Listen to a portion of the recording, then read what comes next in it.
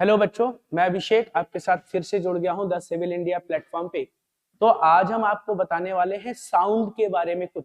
तो जैसा कि हमने साउंड के चैप्टर में भी थोड़ा बहुत डिस्कशन किया था, उसके इंट्रोडक्शन के बारे में भी जाना था, और आज हम सीखने वाले हैं ध्वनि की तरंगों के बारे में। ध्वनि की तरंगें, तो जैसा कि आपको बहुत अच्छे से पता है, आप फिजिक्स पढ़ रहे हैं, तो फिजिक्स आपके आने वाले रेलवे एग्जाम्स, रेलवे एनटीपीसी और ग्रुप डी में बहुत ज्यादा इंपॉर्टेंट होने वाला है। आपको बहुत पता होगा बहुत अच्छे से, ग्रुप डी में 25 क्वेश्चन साइंस के आने वाले हैं और वहीं एनटीपीसी में 7 से 8 क्वेश्चन। और ऐसा नहीं है कि ये सिर्फ रेलवे के लिए इंपॉर्टेंट होने वाला है, आप चाहें तो आप एसएससी के लिए भी देख सकते हैं, आप स्टेट सर्विसेज में प्रीलिम्स एग्जाम के लिए भी देख सकते हैं, और जो भी वनडे एग्जाम्स है सभी जगह आपका ये टॉपिक काम आने वाला है। क्लियर? तो आज हम जो शुरू करेंगे, हम ध्वनि की आवृत्ति के बारे में जानने का प्रयास करेंगे।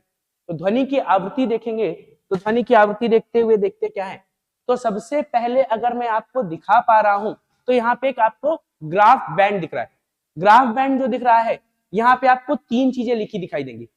एक तरफ दिख रहा है आपको इंफ्रासाउंड,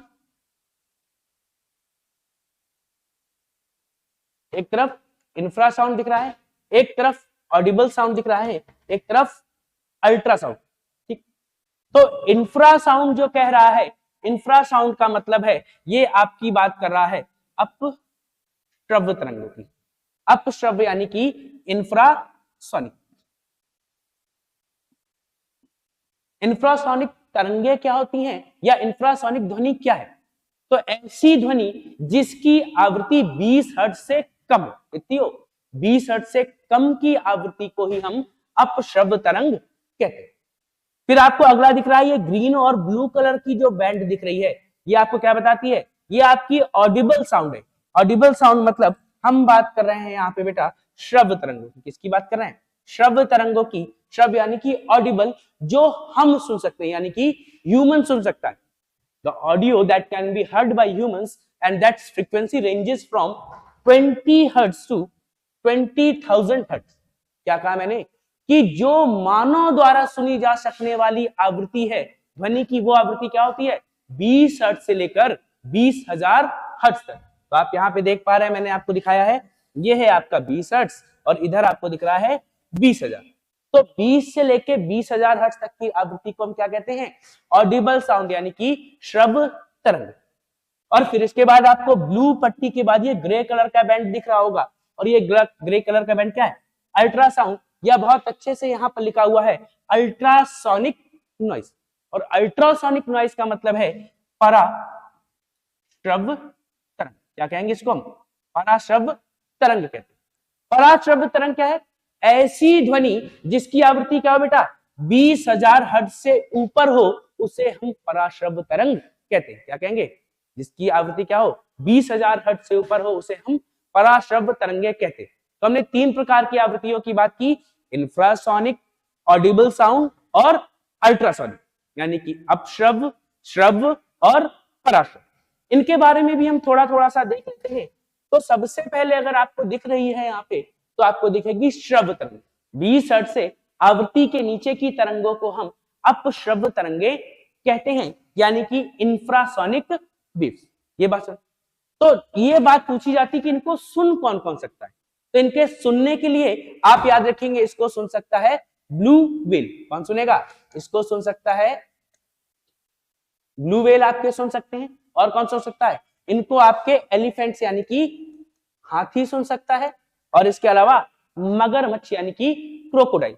तो तीन जीव सुन सकते हैं अपश्रव्य तरंगे। 20 हर्ट्ज से आवृत्ति की नीचे की तरंगे अपश्रव्य हैं, इनको हाथी सुन सकते हैं, ब्लू व्हेल सुन सकते हैं और क्रोकोडाइल सुन सकते हैं। अगर आप आगे बढ़ते हैं तो इसी में हमें दिखेंगी श्रव्य तरंगे। श्रव्य तरंगे क्या है बेटा? आपको बताया था मैंने, 20 हर्ट्ज से 20,000 हर्ट्ज तक की आवृत्ति, 20 से 20,000 हर्ट्ज तक की आवृत्ति को ही हम श्रव्य तरंगे कहते हैं। और इन्हें कौन कौन सुन सकता है? इन्हें हम मानव सुन सकते हैं। जो ध्वनि मानव द्वारा सुनी जा सकने वाली आवृत्ति है वो क्या है? 20 हर्ट्ज से लेके 20,000 हर्ट्ज तक की आवृत्ति आपको दिखाई देगी। तो याद रखेंगे कौन सुन सकता है इसको? ह्यूमन। और अक्सर आपके पेपर में पूछ लिया जाता है मानव द्वारा सुनी जा सकने वाली आवृत्ति क्या है, तो आप बताओगे 20 हर्ट्ज से लेकर 20,000 हर्ट्ज तक। क्लियर? अगला देखते हैं हम पराश्रव्य तरंगे। पराश्रव्य यानी कि अल्ट्रासोनिक। तो पहले हमने 20 हर्ट्ज से नीचे की पढ़ी, अब श्रव्य हो गई। 20 से 20,000 तक पढ़ी तो श्रव्य हो गई। और जैसे ही हम 20,000 से ऊपर बढ़ते हैं वो हो जाती हैं आपकी अल्ट्रासोनिक यानी कि पराश्रव्य। मेरा कहने का मतलब है 20,000 हर्ट्ज से ऊपर की तरंगे पराश्रव्य तरंगे कहलाती हैं। क्या कहलाती हैं? पराश्रव्य तरंगे कहलाती हैं। क्लियर? और अक्सर पूछ लिया जाता है कि इन तरंगों का कौन प्रयोग करता है। तो आपको पता होगा, आपके नॉक्टर्नल एनिमल्स है एक रात्रिचल जीव जिसे हम चमगादड़ कहते हैं। चमगादड़ क्या करता है? चमगादड़ पराश्रव्य तरंगों का प्रयोग करके ही रास्ता देख पाता है। कि अब अगर आप सोचो चमगादड़ की आंखें हैं वो उनसे देखता है, तो ऐसा संभव नहीं है। वो क्या करता है? वो अल्ट्रासोनिक नॉइज प्रोड्यूस करता है। जब वो ध्वनि टकरा कर उसको सुनाई देती है तो उसको पता चल जाता है सामने वाली वस्तु कितनी दूरी पे है और सामने जो वस्तु है वो क्या है। उसको किससे पता चलता है? वो ये अल्ट्रासोनिक वेव से ही पता कर पाता है। अब बात करते हैं अल्ट्रासोनिक कौन कौन सकता है। इनको सुन सकते हैं तो पहले आपको मैंने चमगादड़ बता दिया। चमगादड़ के बाद आपके डॉग्स यानी कि कुत्ते भी सुन सकते हैं इसको, पराश्रव्य ध्वनि। आपकी डॉल्फिन भी सुन सकती है। अगर आप और जानना चाहें तो आपके लिए कैट भी सुन सकती है। कैट लगभग 40,000 तक की आवृत्ति की ध्वनि सुन सकती है। क्लियर? इसके जब हम आगे की बात करते हैं तो हमसे अक्सर एग्जाम में पूछा जाता है पराश्रव्य ध्वनियों का प्रयोग। और पराश्रव्य ध्वनि का प्रयोग हम कहां करते हैं उसे आप देख सकते हैं। कैसे पराश्रव्य ध्वनियों का प्रयोग? तो सबसे पहले इसका क्या, सिग्नल भेजने में प्रयोग किया जाता है। किसमें? सिग्नल भेजने में इसका प्रयोग किया जाता है। दूसरा क्या है? समुद्र की गहराई पता लगाने में। क्या? समुद्र की गहराई पता लगाने में। तो समुद्र की गहराई पता लगाने के लिए हम एक यंत्र का प्रयोग करते हैं जिसे कहा जाता है सोनार। क्या कहा जाता है? सोनार। सोनार एक यंत्र है जिससे क्या करते हैं, समुद्र की गहराई में पराश्रव्य तरंगे छोड़ी जाती हैं और जब वो नीचे से टकराकर ऊपर आती हैं तो हमें पता चल जाता है समुद्र की गहराई कितनी। या हम कहें आपको सागर में टूटे हुए जहाजों का पता लगाना है तो भी आप किसका प्रयोग करोगे? सोनार का। या आपसे कहा जाए कौन सी आवृत्ति की तरंगे होंगी तो वो पराश्रव्य तरंगे ही होंगी। और अक्सर एक क्वेश्चन और पूछा जाता है कि सोनार का फुल फॉर्म क्या है। सोनार का फुल फॉर्म याद रखिएगा, sound navigation and ranging. Sound navigation and ranging. याद रहेगा क्या? Sound navigation and ranging is the full form of sonar. तो बच्चा हम बात कर रहे थे क्या, हम एग्जांपल्स की बात कर रहे थे।